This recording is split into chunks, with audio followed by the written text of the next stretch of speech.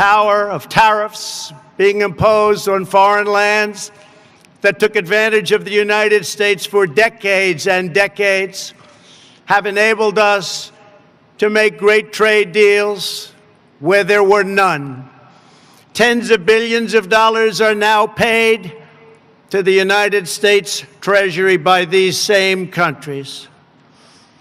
But there and then, we got hit by the virus that came from China. We are producing gowns and masks and surgical equipment in our country, where heretofore it was almost exclusively made in foreign lands, in particular China, where, ironically, this virus and others came from. China's secrecy, deceptions, and cover-up allowed it to spread all over the world, 189 countries.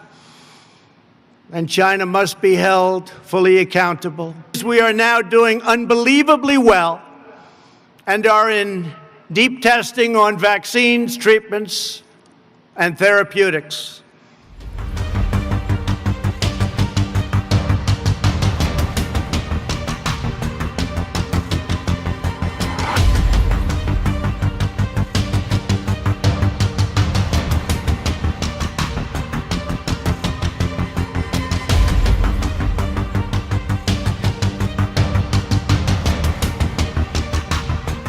Today, the United States Department of State, along with Treasury, Commerce, and DHS, are issuing a business advisory to companies with supply chain links to entities complicit in forced labor and other human rights abuses in Xinjiang and throughout China. CEOs should read this notice closely and be aware of the reputational, economic, and legal risks of supporting such assaults on human dignity.